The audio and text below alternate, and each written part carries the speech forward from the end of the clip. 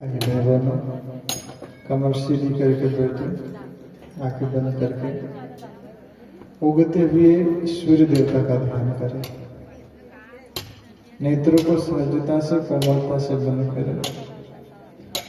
भावना की जाए उस प्राण स्वरूप, दुखनाशक, सुख स्वरूप, श्रेष्ठ तेजस्वी देव स्वरूप परमात्मा को हम अपने अंतःकरण में धारण करें।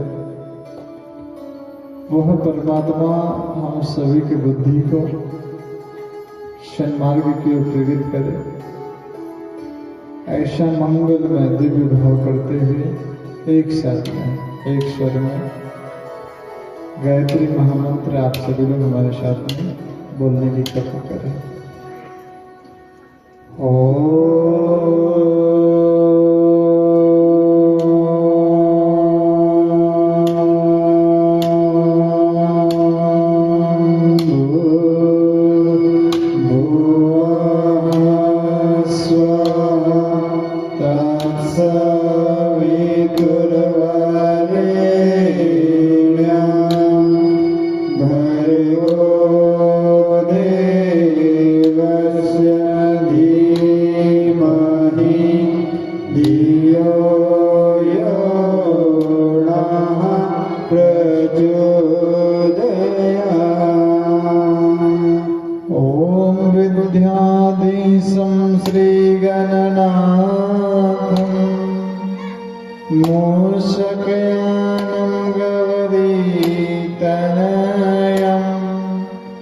वंदे देवं सद्गुरुवदनं मंगलरूपं भक्ताधीनं ज्ञानदाता गुरु साक्षात् तं दाता दयानिधे देवी सरस्वती एव च वंदे हृदये स्मृता मातृवत् लालयित्री च पितृवत् मार्गदर्शिका नमोस्तु गुरुसत्ताये श्रद्धा प्रज्ञायुताक्षया नमोस्तु गुरुवे तस्मै गायत्री रूपिणी सदा यस्य वाङ्मृतं हन्ति विषं संसारसङ्गकम् कृष्णं नारायणं वन्दे कृष्णं वन्दे व्रजप्रियं कृष्णं द्वैपायनं वन्दे कृष्णं वन्दे प्रथमाश्रुतम् ॐ देवकीनन्दनाय विद्महे वासुदेवाय धीमहि तन्नो कृष्णः प्रचोदयात् व्यासाय विष्णुरूपाय व्यासरूपाय विष्णवे नमो वै ब्रह्मनिधये वासिष्ठाय नमो नमः। भागवत पुराणं परमं पवित्रं व्यासर्वनिर्यते सहजं विरचितां ज्ञानस्य वरदां प्रतिपादिदिव्यं भगवती पुराणं परमास्तु तेज भगवते पुराणं परमास्तु तेज। जनक सुता जग जननी जानकी अतिशय प्रिय करुणा निधान की ताके युग पद कमल मनाय हो जासु कृपानिर मलयति पायहु बंदहु गुरु पद पदम परागा सुरुचि सुहास सहज अनुरागा मंगल भवन अमंगल हारी प्रभु सुदशरथ अजर बिहारी महावीर बिनु बहु हनुमाना राम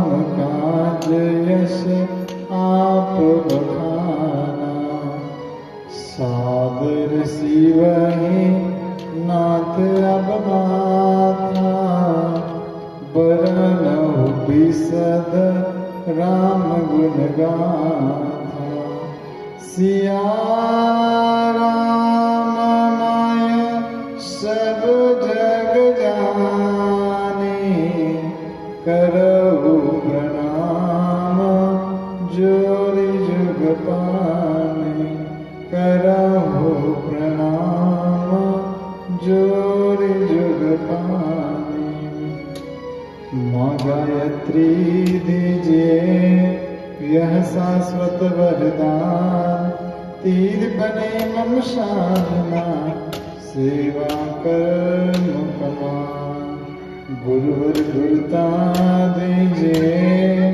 हे पावन श्री राम जन जन के सुख चैन हित कभी मिलो विश्राम सदा भवानी दायिनी शनमुख रहु गणेश पांच देव रक्षा करे ब्रह्मा विष्णु आधार शक्ति नमः जगत जननी नमः सद्गुरुदेवाय नमः। आज के इस कथा के पंचम दिवस के शुभ अवसर पर इस कथा पांडाल में विराजमान ग्राम हिवरा के देवतुल्य भाइयों शक्ति स्वरूपा माता बहनों भाई बहनों विगत 4 दिवसों से अनवरत कथा हम लोग श्रवण कर रहे हैं। कथा की महत्ता को समझा, भगवान के विभिन्न अवतारों को समझा, कभी कच्छप अवतार के दर्शन किए, कभी मोहिनी अवतार के दर्शन किए, कल वामन अवतार के दर्शन किए, विभिन्न दर्शनों को हम लोगों ने समझा। तो कल जो कथा बताई थी रात्रिकालीन में संभवतः सभी को याद है, फिर भी बताने की कृपा करें ताकि कथा को फिर हम आगे बढ़ाएं। कौन सी कथा बताई थी रात को? हाँ जी, राजा बलि की और वामन अवतार की, बहुत बढ़िया। और जी राम भगवान का जन्म हुआ था और कृष्ण भगवान का जन्म हुआ था और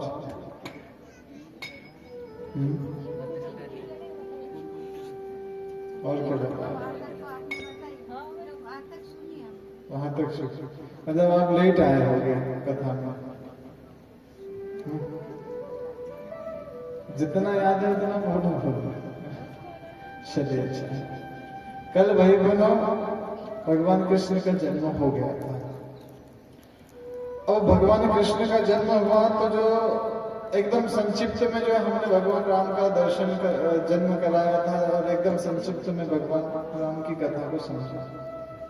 भगवान राम जी का जीवन अलग और कृष्ण जी का जीवन दर्शन बिल्कुल अलग। यदि हम कहें कि कृष्ण जी और राम जी का जीवन बिल्कुल विपरीत तो भी उसमें अतिशयोक्ति नहीं है, लेकिन भगवान श्री राम ने धर्म में रहते हुए सारे काम किए और श्री कृष्ण भगवान ने जैसा व्यक्ति मिला उसके साथ में वैसा करते हुए भी धर्म के काम किए। ऐसा नहीं कि धर्म के काम नहीं किए। तो एक तो कल श्री राम भगवान के दर्शन हुए और एक कृष्ण जी के दर्शन। तो हम लोग विचार करके देखे कि भगवानों के दर्शन, जब दोनों भी भगवानों के दर्शन हुए तो इतने सामान्य रूप में हुए नहीं। उनके माता पिता को क्या कम कष्ट कठिनाई उठाना पड़ेगा? हाँ? कोई भगवान श्री राम से आकर के कहने लगा, बोले भैया आप तो साक्षात भगवान हो, हम मनुष्यों को बड़ा संकट होता है, बड़ा कष्ट होता है, बड़ी कठिनाई होती है, आप तो भगवान हो, आपको तो कोई समस्या होती है। तब भगवान श्री राम ने कहा कि बोले एक बात बताइए,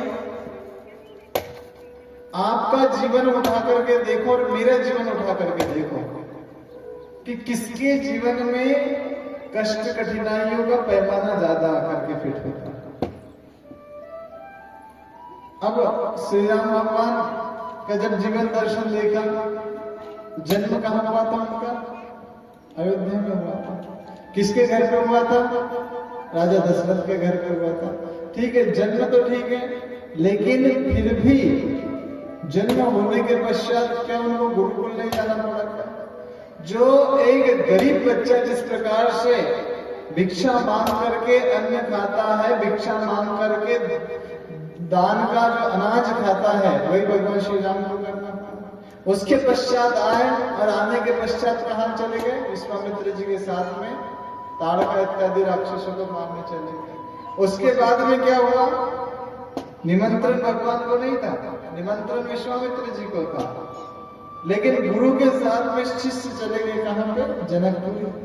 अब जनकपुरी गए, विवाह के उद्देश्य से नहीं गए थे, वो तो केवल वहां पे स्वयंवर देखने के लिए गए थे। लेकिन जब देखा कि कोई धनुष तोड़ नहीं पाया, गुरु ने आज्ञा करी कि चलो तुमको तोड़ना पड़ेगा। भगवान ने धनुष तोड़ा। अच्छा, तोड़ा तो भी विश्वामित्र जी ने कितनी खरी खोटी सुनाई। उसके पश्चात सब विवाह करके आए, राजपाट होने वाला था, क्या हो गया? वनवास हो गया।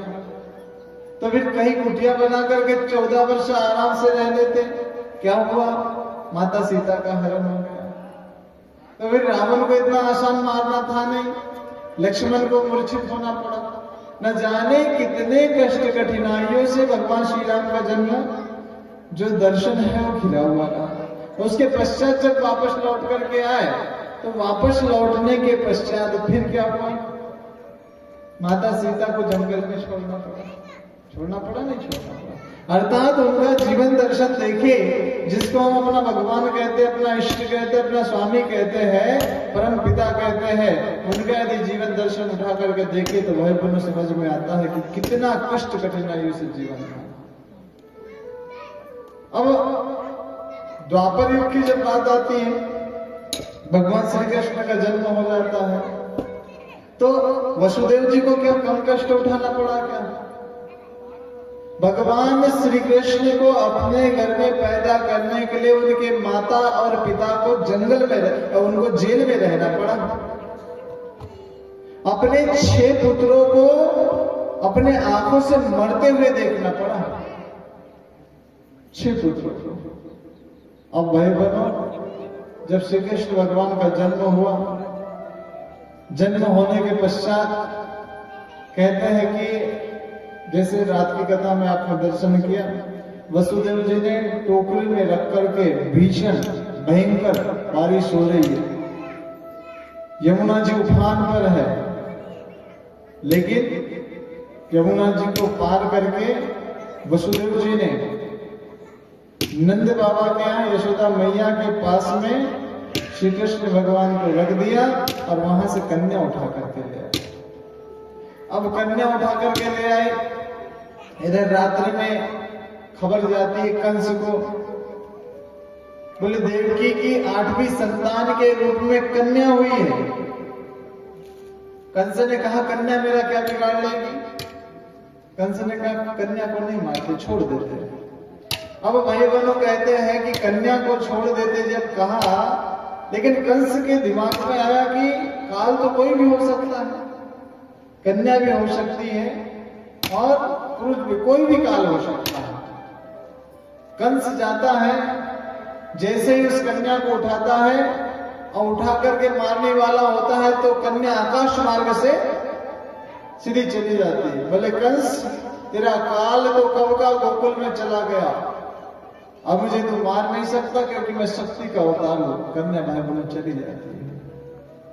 अब प्रातः होता है, प्रातः काल जैसे उठा तो सभी को लगता है कि यशोदा मैया के यहाँ पे क्या हुआ है, लाला हुआ है। यशोदा मैया के घर पे लाला हुआ है। तो अब जब यशोदा मैया के घर पे लाला हुआ है तो भाई बहनों कहते हैं कि उस खुशी में पूरे गोकुल में आनंद उत्सव मनाया जाता है। और आनंद उत्सव के साथ साथ में क्या होता है, गीत गाए जाते हैं, नृत्य किया जाता है, आनंद लिया जाता है। क्योंकि बहुत दिनों के पश्चात नंद बाबा के घर पे संतान की प्राप्ति हुई है। और संतान भी कौन, कृष्ण जैसा सावरा शरीर का एक बालक पैदा हुआ है, अत्यंत तेज अपने चेहरे पर है। इसलिए कहा गया है कि नंद के घर आनंद भयो, क्या बोलते, जय कन्हैया लाल की। हाथी दीना घोड़ा दीना और दीना पाल की, और नंद के घर आनंद भयो, जय कन्हैया लाल की। आइए इस गीत के माध्यम से नंद बाबा के घर के आनंद में हम लोग सभी लोग शामिल होंगे। आप सभी लोग तालियां बजाते हुए इस गीत का आनंद लेंगे और अनुभव करेंगे भगवान श्री कृष्ण के जन्म के शुभ अवसर पर। हम सभी लोग इस गीत के माध्यम से बधाई देते हैं।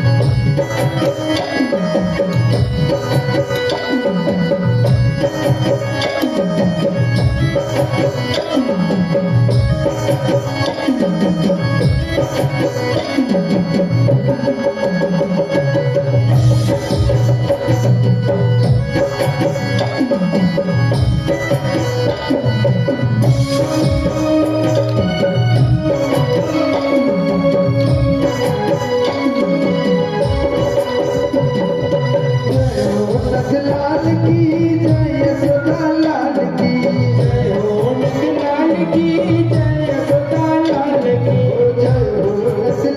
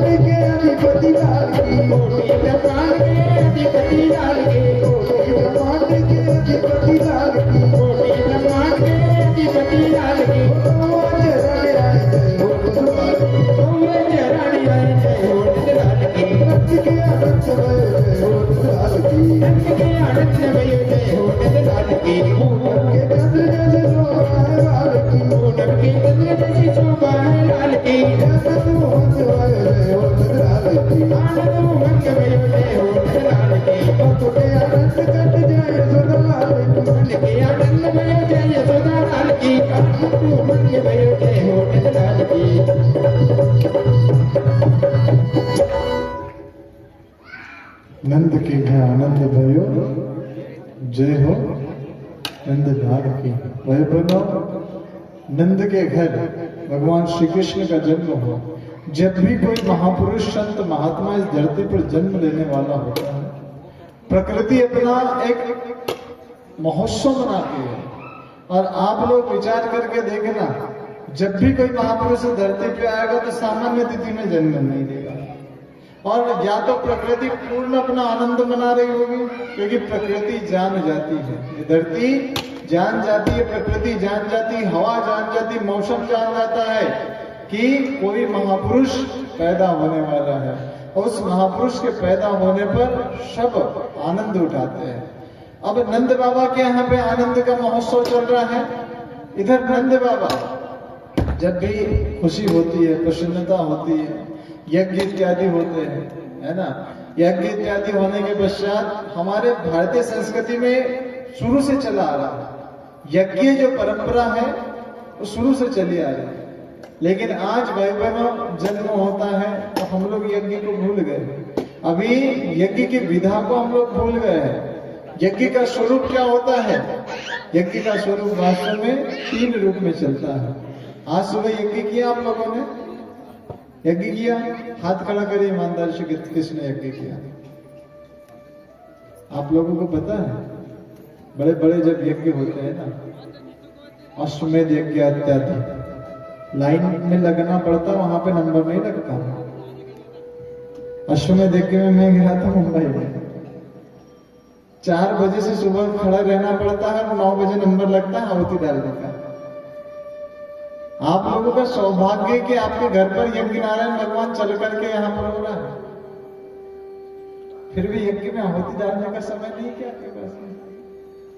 पिछले वर्ष मुंबई में अश्वमेध यज्ञ हुआ था, सुबह 4 बजे से लाइन में खड़े थे हम कि आहुति डालने का सौभाग्य मिल जाए। 9 बजे नंबर लगा था। विचार करके देखिए आप लोग। हाँ भाई बनो, यज्ञ है किसे?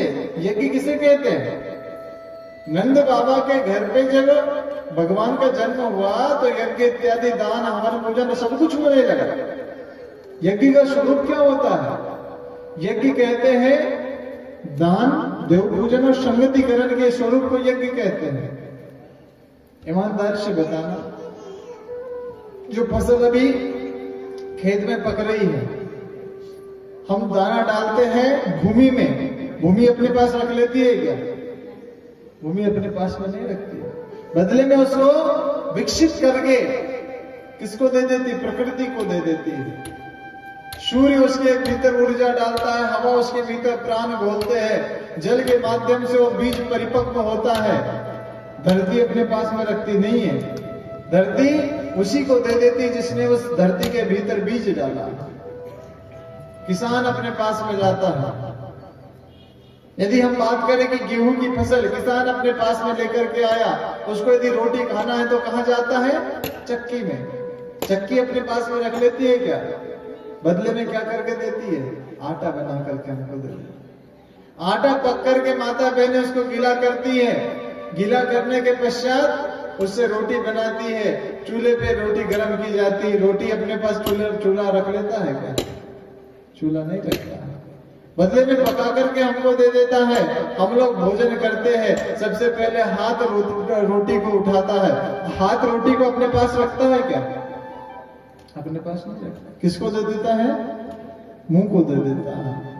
मुंह रोटी को अपने मुंह में ही रखता है क्या? किसको दे देता है? पेट को दे देता है। पेट अपने पास में रखता है क्या भोजन? किसको दे देता है? पूरे शरीर को दे देता है। जो अपशिष्ट होता है बाहर निकल जाता है, और जो उसके भीतर से जो विटामिन होते हैं, प्रोटीन होते हैं, जो ऊर्जा होती है, जो कैलोरी होती है, वो पूरे शरीर को मिल जाती है। यही यज्ञ का क्रम है। यज्ञ में दी हुई आहुति सीधी कहां जाती है? भगवान के पास में जाती है। आज जो हमारे भगवान है वो भूखे हैं भगवान। क्यों? क्योंकि यज्ञ परंपरा हमारे से दूर हो गई। और संगतिकरण किसे कहते हैं? संगतिकरण का मतलब होता है अच्छे की संगत करना। आज हमारी संगत बिगड़ गई। अग्नि एक है, लेकिन वो जैसा संगत करती है, जैसे व्यक्ति के संपर्क में आती है, वैसी बनती हुई चली जाती है। अग्नि जब माता बहनों के चूल्हे में जाती है तो भोजन पकाने के काम में आती है। वही अग्नि जब दीपक के संपर्क में आ जाती है तो अंधेरे को दूर करने के काम में आती है।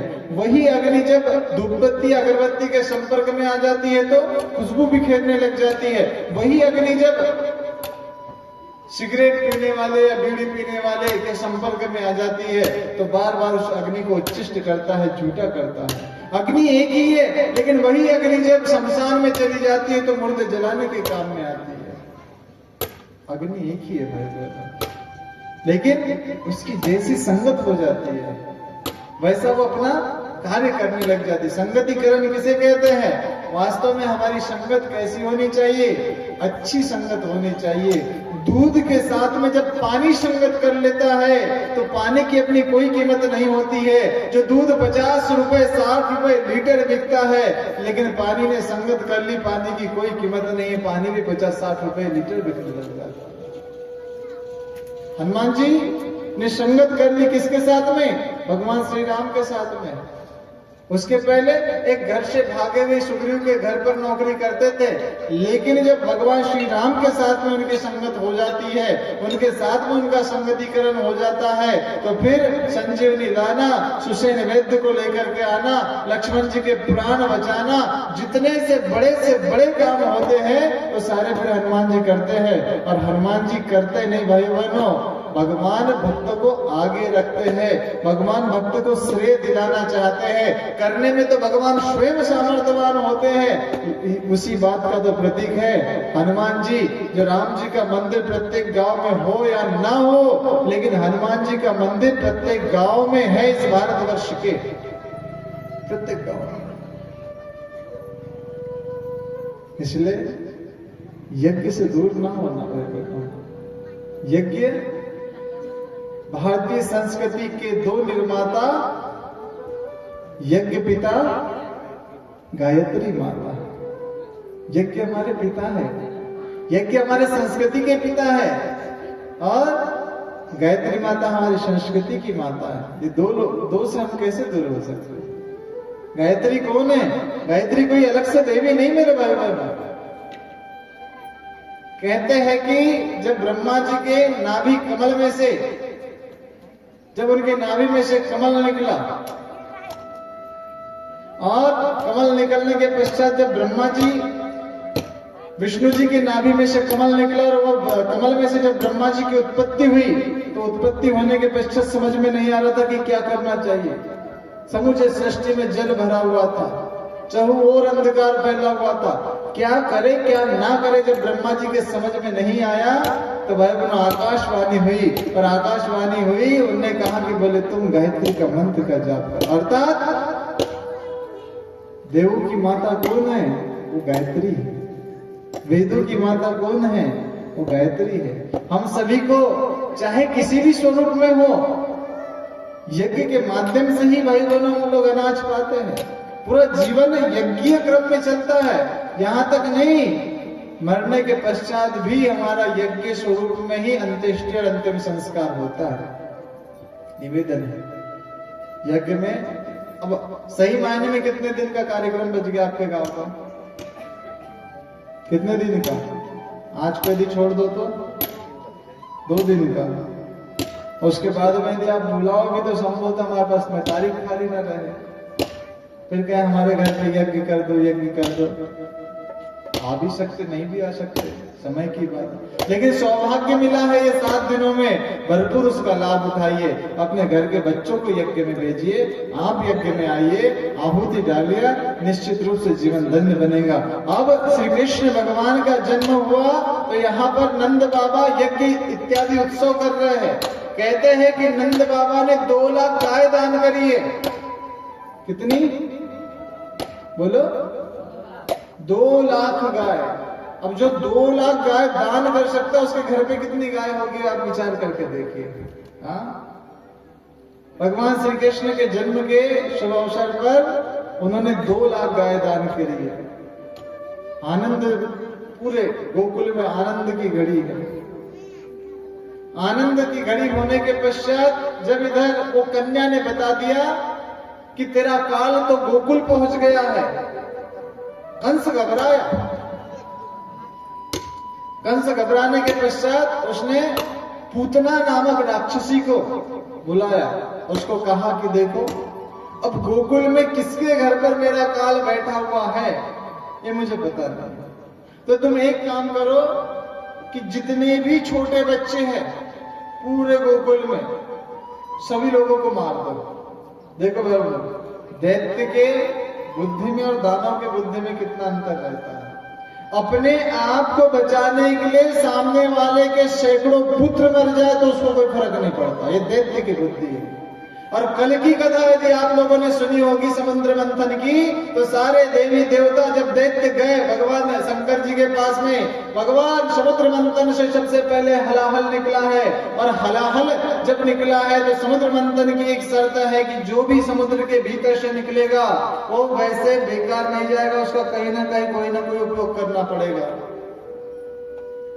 देवादिदेव महादेव ने कहा कि यदि जग कल्याण के लिए मुझे हलाहल को भी पीना पड़े तो मैं हलाहल पीने के लिए तैयार हूं। ये देवताओं की बुद्धि है भाई, देवताओं की बुद्धि। देवता और दैत्य में क्या अंतर है? देवताओं के भीतर सद्बुद्धि है और दैत्य के भीतर क्या है? दुर्बुद्धि है। अच्छा, सद्बुद्धि होती, कल की कथा आप लोगों ने सुनी है? सुनी है? समुद्र मंथन वाले अमृत कलश को लेकर के सबसे पहले कौन भागे थे? हमसे बोलिए। दैत्य भागे थे। कौन भागे थे? दैत्य भागे थे। और यदि दैत्यों में बुद्धि रहती है तो प्रेम से मस्त पंक्ति से बैठते, सभी लोग आनंद के साथ में अमृत पी लेते, सभी लोग अमर हो जाते। नहीं झगड़ने लगे, मैं बड़ा हूं मैं पीऊंगा, और बोले नहीं पहले मैं छोटा हूं मैं पीऊंगा। पी पाए क्या? नहीं पी पाए। दुर्बुद्धि है। वंदनी माता जी कहती बेटा अपनी रोटी मिल बांट करके खाओ ताकि तुम्हारे शरीर भाई कोई भूखा न रह सके, है ना। यहां पर कंस अपनी मृत्यु को बचाने के लिए गोकुल के सारे बच्चों को मारने के लिए तैयार है। और वहां पर महादेव ने, भगवान शंकर जी ने जग कल्याण के लिए स्वयं को विष पीने के लिए स्वयं तैयार हो गए थे। इसलिए तो कहते हैं कि दैत्यों के भीतर दुर्बुद्धि होती है और देवताओं के भीतर सद्बुद्धि होती है। और सद्बुद्धि की मां कौन है? सद्बुद्धि की मां हमारी गायत्री है। जो गायत्री की साधना करता है, जो गायत्री की उपासना करता है, उसके भीतर सद्बुद्धि आने लग जाती। और जिसके भीतर सद्बुद्धि वो देवता है। जिसके भीतर सद्बुद्धि है वो देवता है। एक दिन भगवान ब्रह्मा जी के पास में दैत्य पहुंचे। उनने कहा, बोले भगवान हम दैत्य भी आपके बेटे, ये देवता भी आपके बेटे, लेकिन क्या बात है कि सभी लोग देवताओं की पूजा करते हैं, देवताओं की उपवास साधना आराधना इत्यादि करते हैं। अरे आहुति भी देते हैं तो देवताओं के नाम से देते हैं ना। कोई दैत्य के नाम से तो नहीं देता है, कोई नहीं देता। सभी लोग कैसे देते? देवताओं के नाम से। देवताओं को पोषण मिले, देवता पोषण मिलेगा तो हम लोगों को समृद्धि मिलेगी। अब भाई बहनों, उनने कहा कि सारे मनुष्य जो है देवताओं का ही पूजन क्यों करते, हमारा कोई पूजन क्यों नहीं करता? दैत्यों का कोई पूजन करता है क्या? हाँ, कोई दैत्यों का पूजन नहीं करता। भगवान ब्रह्मा जी ने कहा कि बोले इसका जवाब मैं आज रात्रि को दूंगा, लेकिन एक बात है। कौन सी बात है? आज रात्रि को आपको आकर के मेरे घर पर भोजन करना पड़ेगा। ठीक है, कर लेंगे भोजन। दैत्य भी आ गए, देवता भी आ गए भोजन करने के लिए। 56 प्रकार का सटरस युक्त भोजन बनाया गया। जिसको जो लग रहा है वो भोजन करो, कहीं कोई दिक्कत नहीं है, जितना लगे उतना भोजन करो, कोई समस्या नहीं है। लेकिन एक शर्त रखी गई। कौन सी शर्त रखी गई? शर्त ये रखी गई कि अपने कोहिनी को बिना मोड़े भोजन करना है। कर लोगे भोजन? अच्छा, आप ही लोगों को बुला ले वहां पे ब्रह्मा जी भोजन करने। अपने कोहिनी को बिना मोड़े भोजन करना है। भोजन कोई कर सकता है क्या? हाँ, खड़े हो गए दैत्य सभी के सभी, लगे देने गाली ब्रह्मा जी को। एक तो भोजन करने के लिए बुलाया, अरे भोजन कर नहीं कराना था तो क्यों बेइज्जती करने के लिए हम लोगों को बुलाया? अरे ऐसी कोई शर्त रखता है क्या? और ऐसी शर्त रखी तो बोले हमको क्यों भोजन करने के लिए बुलाया? एक तो 56 प्रकार का सटरस युक्त इतना सारा सब कुछ भोजन बनाया, मेवा मिष्ठान सब कुछ डाला, लेकिन फिर भी एक शर्त रख दी। अरे तुम्हारे मन में था ही नहीं भोजन कराना तो क्यों हम लोगों को बेइज्जती कराने के लिए लगे गाली देने ब्रह्मा जी को। उन्होंने कहा ठहर जाओ, अभी देवताओं के लिए भी यही शर्त है। अब भाई बहन, देवताओं का नंबर आया। देवताओं को भी यही शर्त का, बोले देवताओं 56 प्रकार का भोजन, सटरस युक्त भोजन, जैसा भोजन करना वैसा भोजन करिए, कोई किसी को कोई मना नहीं है। लेकिन एक शर्त है। कौन सी? कौन सी शर्त है? अपने कोहिनी को बिना मोड़े क्या करना है? भोजन करना है। देवता समझ गए कि अपनी रोटी मिल बांट करके खाना है। एक देवता यहाँ बैठा, दूसरा देवता उसके सामने बैठा, तीसरा देवता वहां बैठा, चौथा देवता यहाँ बैठा, पांचवा देवता यहाँ बैठा, छठवां देवता उसके सामने बैठा, सातवां सामने बैठा, आठवां उसके सामने बैठा, नौवां वहां बैठा, 10वां वहां पे बैठा, 11वां आगे बैठा, 12वां उसके सामने बैठा। बीच में भाई बहनों भोजन की थाली रखी गई। इस देवता ने भोजन उठाया, सामने वाले को प्रेम से खिलाया। उस देवता ने भोजन उठाया, सामने वाले को भोजन कराया, अर्थात अपनी रोटी मिल बांट करके खा ली। तब ब्रह्मा जी ने कहा दैत्यो, अभी तुम मुझे गाली दे रहे थे, अभी बोल रहे थे कि भोजन कराना ही नहीं था, तो क्यों हमारी बेइज्जती कराने के लिए यहाँ पर बुलाया? दैत्य और देवताओं, तुम्हारे में यही अंतर है। दैत्य यदि परिस्थिति बिगड़ती है तो गाली देने लग जाता है, लेकिन देवता परिस्थिति के अनुरूप अपनी मनस्थिति को बना लेता है। इसलिए देवताओं के भीतर सद्बुद्धि है और दानवों के भीतर दुर्बुद्धि है। जिसके भीतर दुर्बुद्धि है वो दानव है, और जिसके भीतर सद्बुद्धि है वो देवता। कंस अपने प्राणों को बचाने के लिए चाहे गोकुल के सैकड़ों बच्चों को मारना पड़े, मारने के लिए तैयार हो गया, लेकिन अपनी जान बचा, अपनी जान बचा। पूतना राक्षस से कहा जाओ गोकुल में जितने भी बच्चे पैदा हुए हैं सभी को किसी भी प्रकार से मृत्यु करा दो। पूतना रोग जाती, अपने स्तनों पर विष का लेपन करती। रोज 2-3 बच्चे गोकुल के मृत्यु को प्राप्त हो रहे थे। श्री कृष्ण भगवान चाहे बाल अवतार में थे, लेकिन जानते सब कुछ थे। उन्होंने कहा कि यदि ये रोज 2-3 बच्चों को मारेगी तो फिर मेरे साथ में खेलने वाला कोई नहीं रहेगा। भगवान ने योग माया को आदेश दिया, योग माया जाओ पूतना के सिर पर बैठो और उसको मेरा घर दिखाओ, क्योंकि वास्तव में कंस मुझे ढूंढ रहा है। भाई बहनों, अब योग माया ने अपना प्रभाव दिखाया। पूतना पहुंची कहां? नंद बाबा के घर। यशोदा मैया लाला को सुला रही थी। कहते हैं यशोदा मैया उतने ही देर काम कर पाती थी जितने देर लाला सोया रहता था। अब श्री कृष्ण भगवान ने कहा बोले मैया जाओ, तुम जब तक रहेगी तब तक मौसी आने वाली। मौसी कौन है? पूतना है ना, पूतना भगवान की मौसी है। बोले मैया तुम जाओ। तो मैया जाएगी कैसे? जब तक लाला सोएगा नहीं तब तक मैया जाएगी नहीं। लाला सोने का बहाना कर, नटखट बालक तो है, लाला सोने का बहाना करे, आंखें बंद, तो क्या पता कि सोया है कि नहीं सोया है। कोई जांच की मशीन तो है नहीं कि पैमाना लगा करके, क्यों डॉक्टर साहब कोई मशीन है क्या नींद लगी नहीं लगी देखने का? आंखें बंद की तो हम यही समझते कि सो गया है ना। तो भाई बहनों, मैया ने सोचा, आंखें बंद कान्हा ने किया, अर्थात कान्हा सो गया। कान्हा सोया, मैया अपने कुछ दूसरे कमरों में जाके अपने कुछ काम करने लगी घर के। तब तक पूतना मौसी का प्रवेश होता है और पूतना जब आती है लाला को उठाती है। अच्छा, पूतना को पता ही नहीं है कि कौन सा कान्हा है कौन सा नहीं है। उसने तो ठेका लेकर के रखा है कि गोकुल में जितने भी बच्चे सभी को मारना है। अब भाई बहनों, पूतना ने उठाया लाला को, दूर गई गांव के बाहर जंगल में। जंगल में जाने के पश्चात अपने स्तनों पर विष का लेपन किया था। छोटा सा बच्चा विष को यदि चाट भी ले तो मृत्यु को प्राप्त हो जाता है। अपने स्तनों पर विष का लेपन किया। अब कहते हैं कि जैसे ही स्तन का पान पूतना करा रही है, तो कहते हैं कि स्तन पान के साथ साथ धीरे धीरे धीरे धीरे कर कर भगवान पूतना के प्राणों को पी रहे हैं। पूतना कह रही है लाला मोहे छोड़। भगवान ने कहा कि बोले मौसी वैसे तो मैं किसी को पकड़ू नहीं, और पकड़ू तो फिर छोड़ू नहीं। और भाई बहनों, धीरे धीरे धीरे धीरे करके स्तनों के माध्यम से पूतना के पूरे प्राण को खींच लिया। और जैसे ही पूतना के पूरे प्राण को खींचा, कहते हैं कि जैसे एक विशाल वृक्ष जब गिरता है पहाड़ से करके, पूतना जमीन पर गिरी।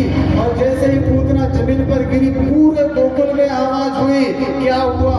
कहीं भूचाल तो नहीं आया, कहीं भूकंप तो नहीं आया, कहीं आंधी तो नहीं आई, कहीं तूफान तो नहीं आया।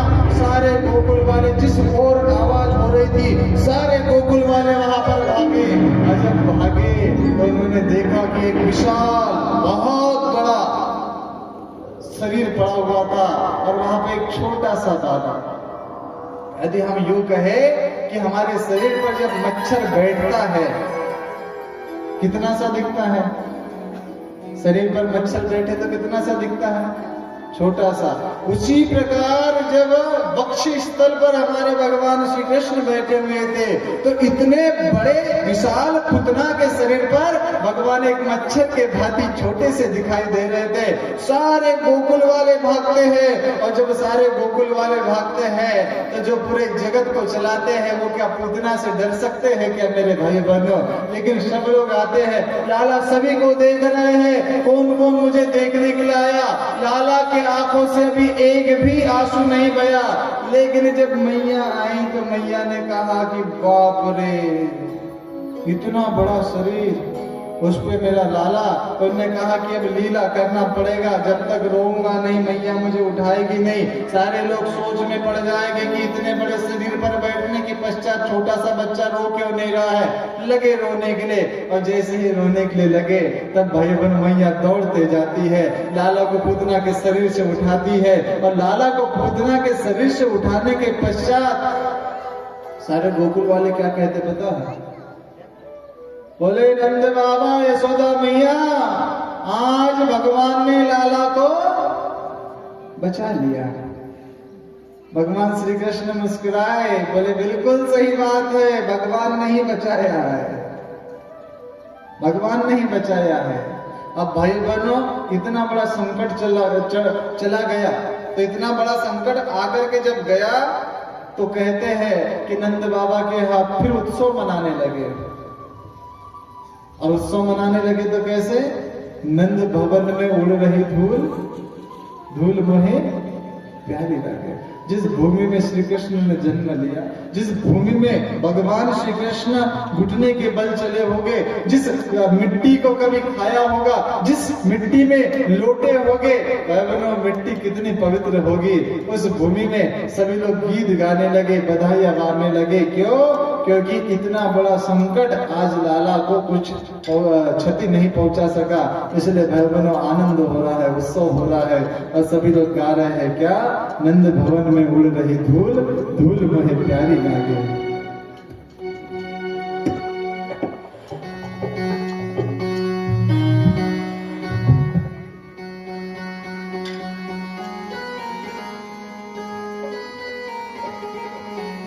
नंद भवन में उड़ रही धूल, धूल मोहे प्यारी लगे।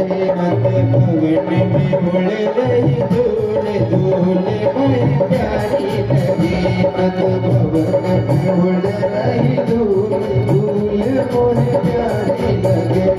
नंद भवन में उड़ रही धूल, धूल मोहे प्यारी लगे। प्यारी लगे रे मोहे प्यारी लगे, प्यारी लगे मोहे प्यारी लगे। वो नंद भवन में उड़ रही धूल, मोहे प्यारी लगे। नंद भवन में उड़ रही धूल, धूल मोहे प्यारी लगे।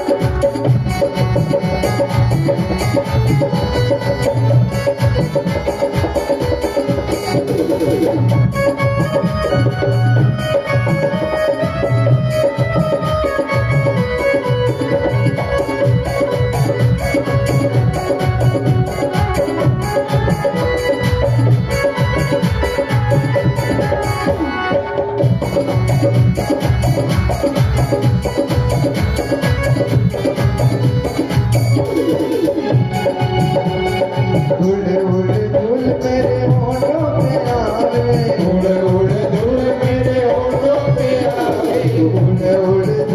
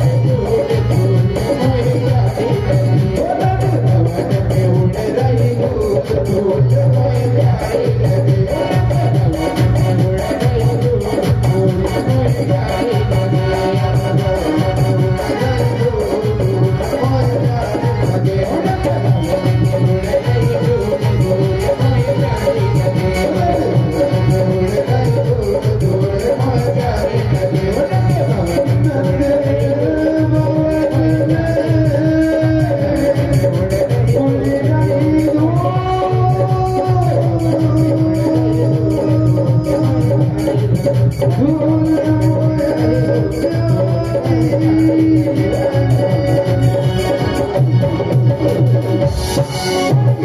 लाल की जय हो।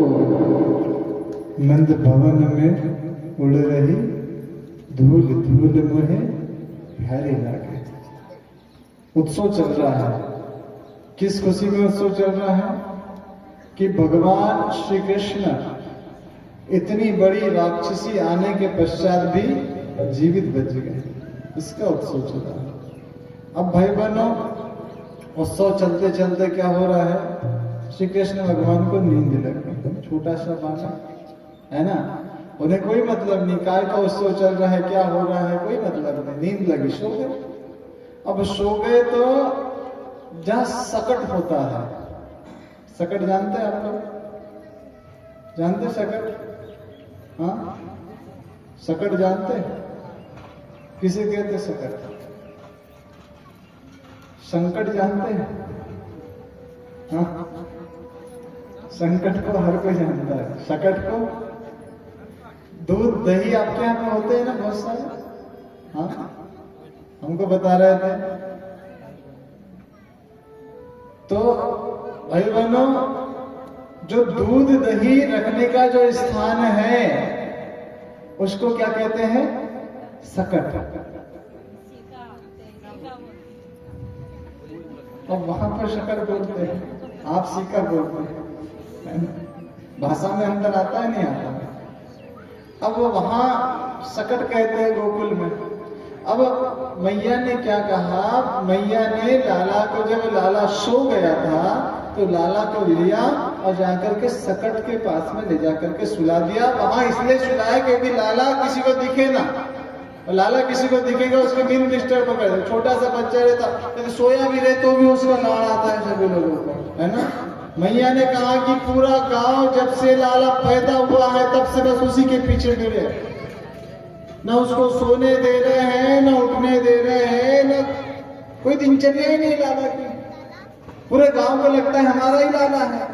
पूरी लाइन लगी है कि ये इसका दर्शन करना खत्म हो तो फिर मेरा नंबर लगे, मैं लाला के दर्शन करूं, मैं खिलाऊं, मैं दुलार करूं। पूरे गांव में वही क्रम चला। अब मैया ने छुपा करके अपने लाला को रख दिया।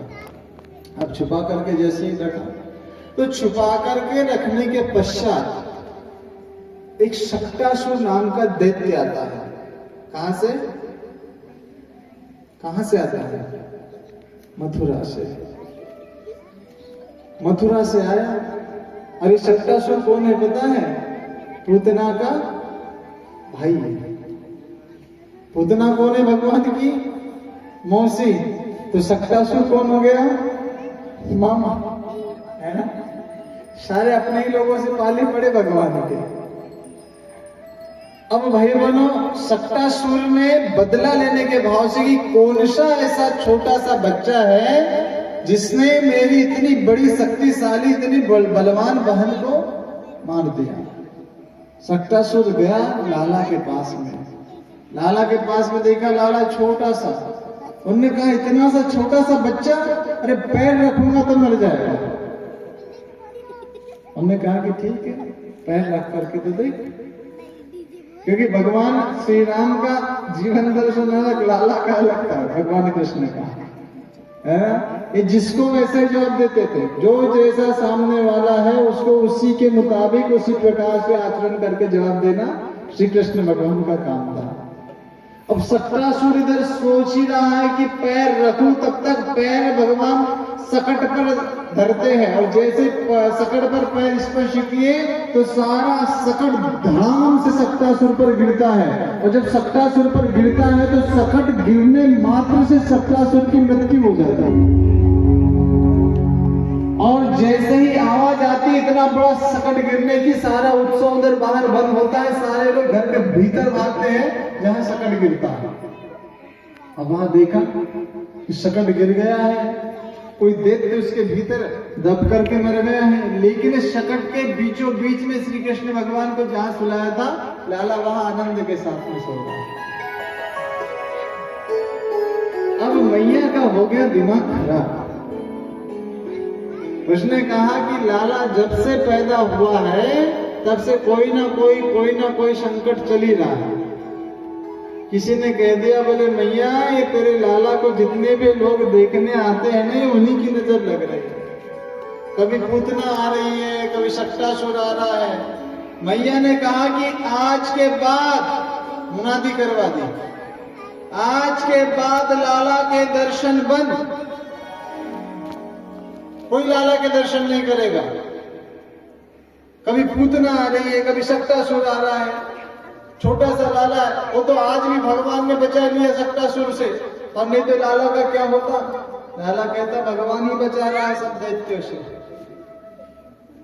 अब भाई बहनों, सट्टासुर की जब मृत्यु हो गई, मैया ने मुनादी करवा दी कि नंद बाबा के घर पे जो लाला है उसके दर्शन बंद हो गए, दर्शन के दरवाजे बंद। अब मैया दरवाजे नहीं खोलती है जहां पर लाला रहता है वहां पे। अब भाई बहनों, महादेव जी ने सोचा, महादेव जी ने क्या सोचा कि लाला के दर्शन करने चलना चाहिए। अच्छा विचार करके देखिए, हर किसी का मन होता है ना। आपके गांव का कोई व्यक्ति मान के चलो खिलाड़ी बन गया, क्रिकेट टीम में शामिल हो गया। अब क्रिकेट टीम में शामिल हो गया तो आपके यहाँ पे रहा, आपके साथ में खाया, आपके साथ में खेला कूदा। अब वो टीवी चैनलों पे आने लगा, आपके मन में भी होता है ना, अरे चलना चाहिए देखने के लिए कैसा है क्या है। तो जो श्री कृष्ण भगवान विष्णु जी का अवतार है, वो श्री कृष्ण भगवान जब मनुष्य की लीला धरते हैं, जब नर का रूप धारण करते हैं, तो लीला कैसे करते होंगे, कैसे उनका बचपना होगा, हर किसी का मन होता है ना देखने का। हाँ? अब महादेव जी के मन में आया, क्या आया कि लाला के दर्शन करने चलना चाहिए। तो लाला के दर्शन करने चलना चाहिए तो महादेव जी सीधे साधे व्यक्ति, उनको ज्यादा साज श्रृंगार भाती नहीं है ना। साज श्रृंगार क्यों नहीं भाती है? क्योंकि वो तो पहाड़ों पे रहने वाले व्यक्ति, भोले भाले व्यक्ति। तो मैया ने कहा, किसने? पार्वती मैया ने। बोले बाबा इस भेष में मत जाना।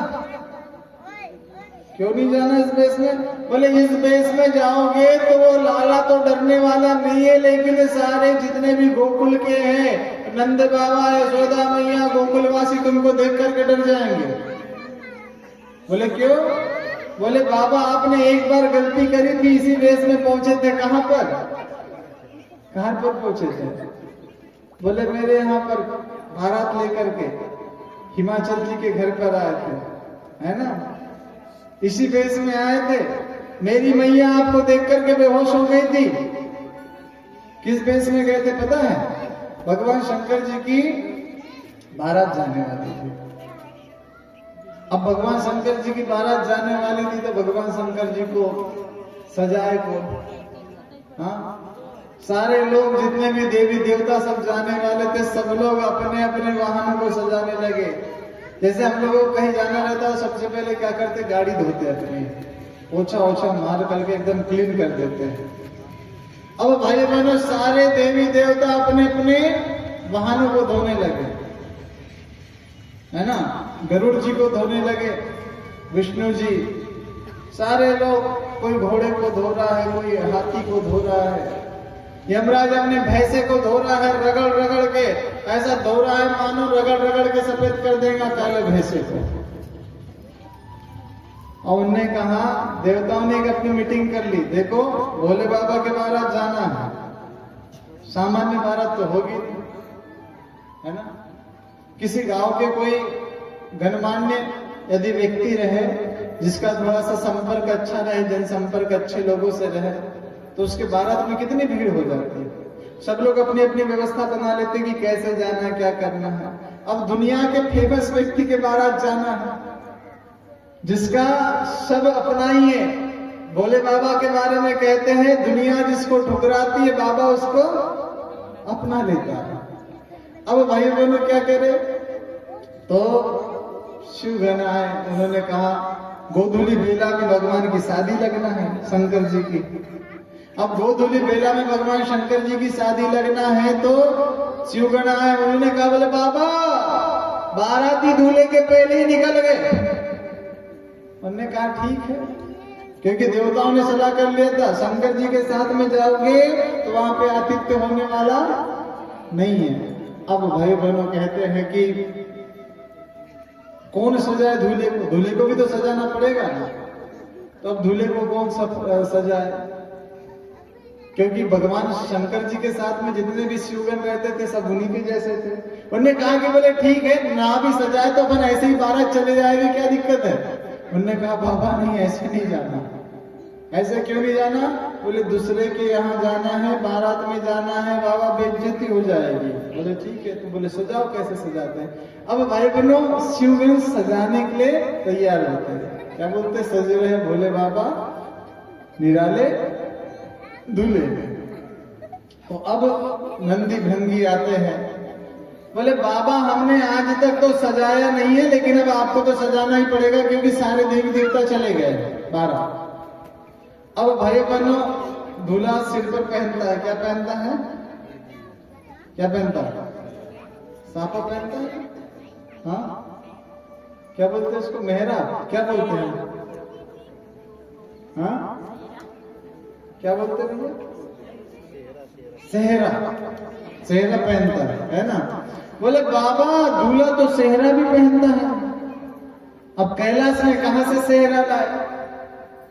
अब भाई बहनों शिवगण सजा रहे हैं, गए एक तालाब में, वहां देखे उन्होंने क्या 10-10 mm के 10-20 मोटे सांप लाए और सारे सेहरे को ऐसे वो झालर क्या बोलते हैं, जो भी बोलते हैं वो लटकते हैं। उनने लिया 10-10 mm के सांपों को, एक सांप से उसको बांधा और उसका वो बनाया झालर, जो भी है वो बाबा को पहना दिया।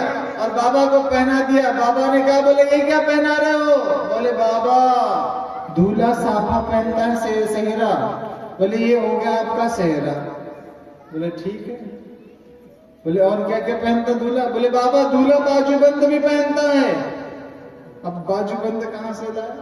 तो गए शिवगण दूसरे तालाब में, 2 एक जैसे सांप लाए। अच्छा मैचिंग का बराबर ख्याल रख रहा है, दाहिने हाथ पे पीला सांप बांधा है तो फिर बाएं हाथ पे भी पीला ही सांप बांध दे। अब बाजूबंद बांधा, एक हाथ को पीला दूसरे हाथ को पीला सांप का। अब भाई बहनों भगवान शंकर जी साफा व सेहरा पहन लिया, बाजूबंद पहन लिया। अब भगवान शंकर जी तो देहातीत थे, देह धर्म से परे चलते थे। भगवान शंकर जी ने पहना कुछ नहीं था। बोले बाबा आप पहनना तो पड़ेगा। तो क्या पहने? तो कहते हैं कि वो जो मृग चर्म रहता है उसको लाया गया और बाबा को पहनाया गया। अब पहनाए तो वो रहेगा कैसे? तो भाई बहनों कहते हैं कि एक सांप को लाया और उस मृग चर्म के लपेट दिया, जैसे बेल्ट लगाते हैं वैसे लपेट दिया और उसको समझा दिया। बोले देख सुन, हम कितना भी नाचे, कितना भी कूदे, कुछ भी करे, लेकिन तुझे हिलना डुलना नहीं है। क्यों नहीं है? बोले तेरे पास में जो है सबसे महत्वपूर्ण दायित्व है, तो बाबा के मृग चर्म को संभाल करके रखा हुआ। अब भाई बोलो, अब बारात में जाए कौन? सारे देवी देवता तो आगे ही चले गए।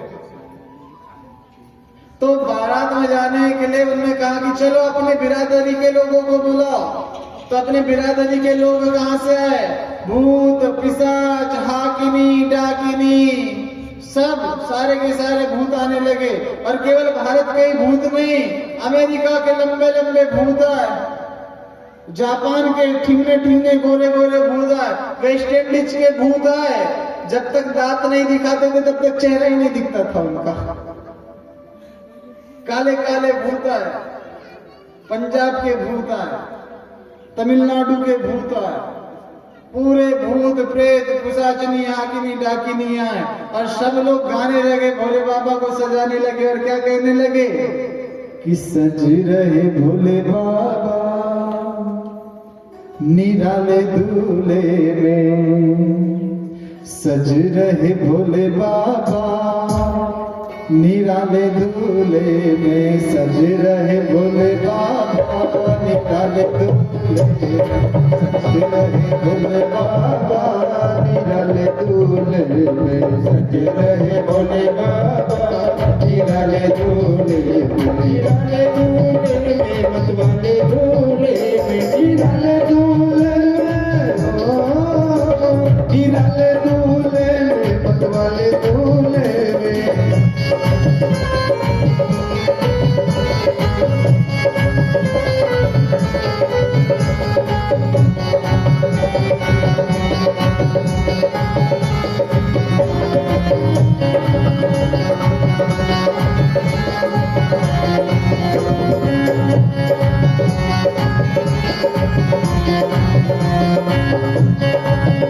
अरे देखो भोले बाबा की अजब है बात, देखो भोले बाबा की अजब है बात, देखो भोले बाबा की अजब है बात, देखो भोले बाबा की अजब है बात। चले संग लेकर के भूतों की बारात, चले संग लेकर के भूतों की बारात, चले संग लेकर के भूतों की बारात, चले संग लेकर के भूतों की बारात। सज रहे भोले बाबा निराले दूल्हे में, सज रहे भोले बाबा निराले दूल्हे में।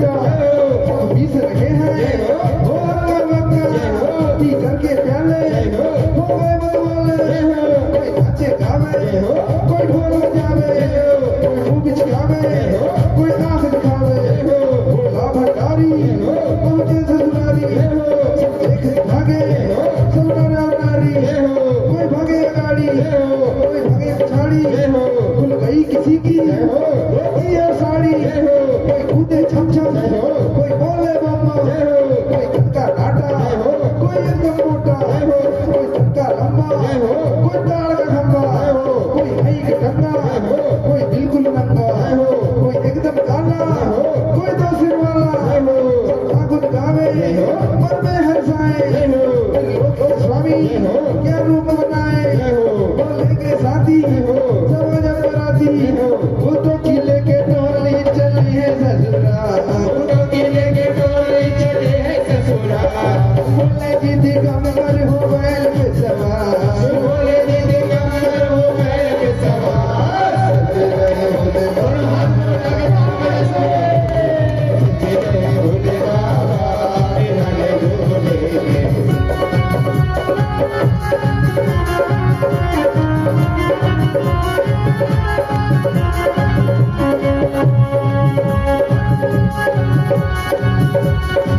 सजे रहे भोले बाबा निरल दूल्हे सजे रहे भोले बाबा निरल दूल्हे सजे रहे भोले बाबा निरल दूल्हे सजे रहे भोले बाबा निरल दूल्हे। तो भोले की बारात देखने के लिए सारी सखियां एक दूसरे से क्या कहती है, वो देखन कायने चली रे देखन कायने चली शिव भोला शिव शंकर की बारात आ गई। देखन कायने चली रे देखन कायने चली रे शिव भोला शिव शंकर की बारात आ गई। कायने चली रे देखन कायने चली शिव भोला शिव शंकर की बारात आ गई। देखन कायने चली देखन कायने चली शिव भोला शिव शंकर की बारात आ गई।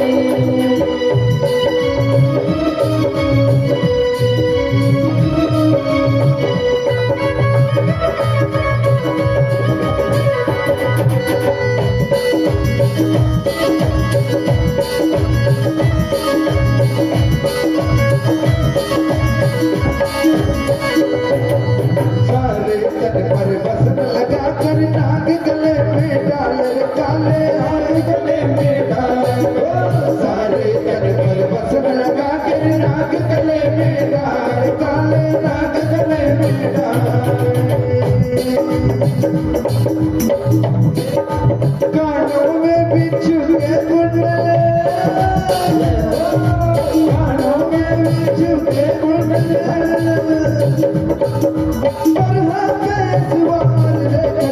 कायने चली रे कायने चली रे शिव भोला शिव शंकर की बारात आ गई। कायने चली रे कायने चली रे भोला शिव शंकर की बारात आ गई।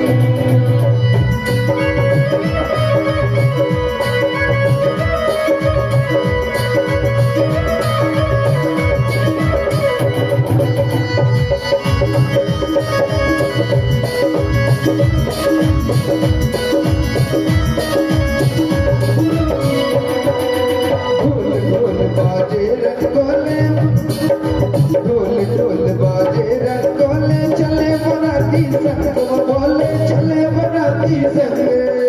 ढोल ढोल बाजे बोले चले बराती संग बोले चले बराती संग।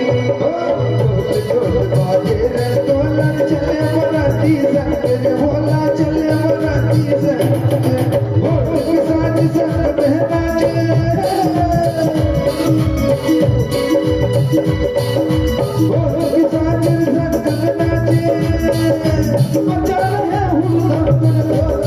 कायने चली रे कायने चली रे भोला भोला शिव शंकर की बारात आ गई।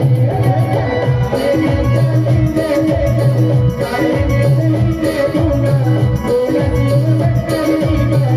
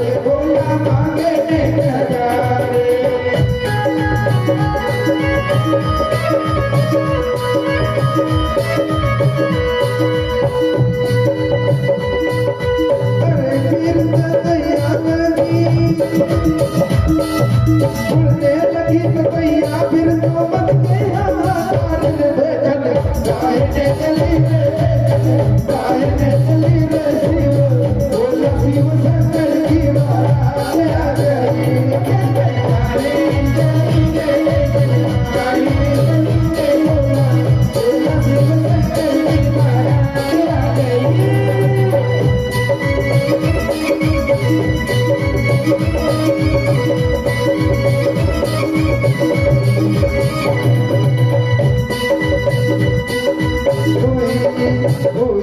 भागे छोड़ के मंडप, कोई भागे द्वार रे बाबा, कोई भागे द्वार, कोई भागे छोड़ के मंडप, कोई भागे द्वार रे भैया, कोई भागे द्वार, कोई भागे द्वार रे भैया, कोई भागे द्वार रे बाबा, कोई भागे छोड़ चुनरिया, कोई भागे छोड़ चुनरिया, कोई लगा हाल रे देखने, काहे ने चली रे देखने, काहे ने चली रे बोला शिव शंकर की बारात आ गई, काहे ने चली रे देखने, काहे ने चली रे दूल्हा, बोला शिव शंकर की बारात आ गई।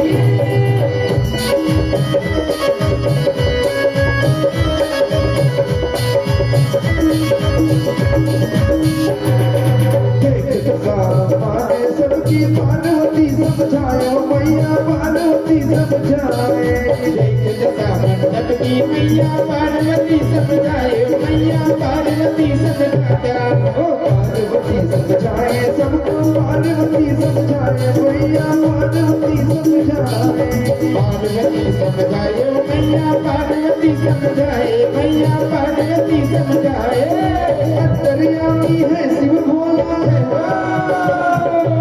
अंतर्यामी है शिव शंकर, मत जाओ घबराए देखने, काहे ने चली रे देखने, काहे ने चली रे बोला शिव शंकर की बारात आ गई, काहे ने चली रे देखने, काहे ने चली रे दूल्हा, बोला शिव शंकर की बारात आ गई।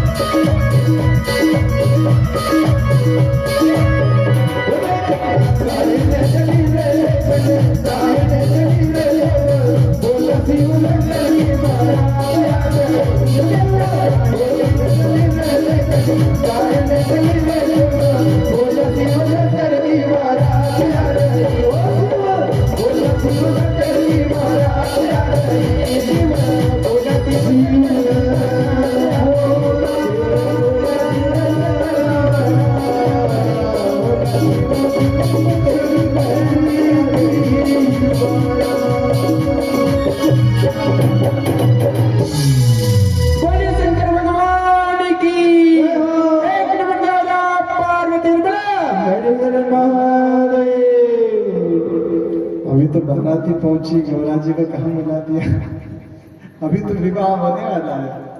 तो भाई बहनों, बारात पहुंचती भगवान शंकर जी की, तो सबसे पहले कौन पहुंच गए? सारे के सारे देवी देवता पहले पहुंच गए। अब सारे के सारे देवी देवता तो देवता देखने में अत्यंत सुंदर। अब सबसे पहले जब इंद्र को देखा तो बाराती जाकर के कहने लगे अपने सखियों से, अरे बोले देखा जिसके बाराती इतने सुंदर होंगे उसका दूल्हा कितना सुंदर होगा। इंद्र से जाकर के पूछा, क्यों दूल्हा आप हो? बोले नहीं, हम दूल्हा नहीं, हम तो दूल्हा राजा के सेवक हैं। अब बारातियों को लगा जिसका सेवक कितना सुंदर, उसका स्वामी कितना सुंदर होगा। उधर से पीछे विष्णु जी आए, फिर पूछा घरातियों ने, बोले दूल्हे आप हो ना? पहले ऐसे कोई फोटो वोटो वाला सीन चलता नहीं था, है ना? दूल्हे आप हो ना? बोले नहीं, हम दूल्हे नहीं है, हम तो दूल्हे राजा के दास है, वो हमारे भगवान है। उनने कहा कि जब विष्णु जी जैसा सौम्य शांताकारम भुजगशयनम पद्मनाभम सुरेशम, हाँ, ऐसा व्यक्ति जब दास है तो उनका भगवान कितना सुंदर होगा। सब लोग अपनी अपनी कल्पना कर रहे हैं, लेकिन देवताओं ने पहले सलाह कर लिया था। बोले यदि अगुवानी लेना है, सेवा करवाना है तो पहले चले जाना, क्योंकि बाबा शंकर की बारात आएगी तो फिर उन्हीं बारातियों का आतिथ्य होगा, हमारे को कोई पूछने वाला नहीं है। अब भाई बहनों, घराती जो है, जितने भी बाराती देवी देवता है उनका आतिथ्य कर रहे हैं। सारा कोई अनार का जूस पी रहा है, कोई पपीता का जूस पी रहा है। अब एक बाराती के गिलास में घराती शरबत डाल रहा है। क्या? शरबत। और जैसे ही डाला तो डालते डालते गिलास भर गया और शरबत नीचे बगलने लगा। उनने कहा, बोले भैया इधर देखो ये गिर रहा है। घराती ने देखो, बोले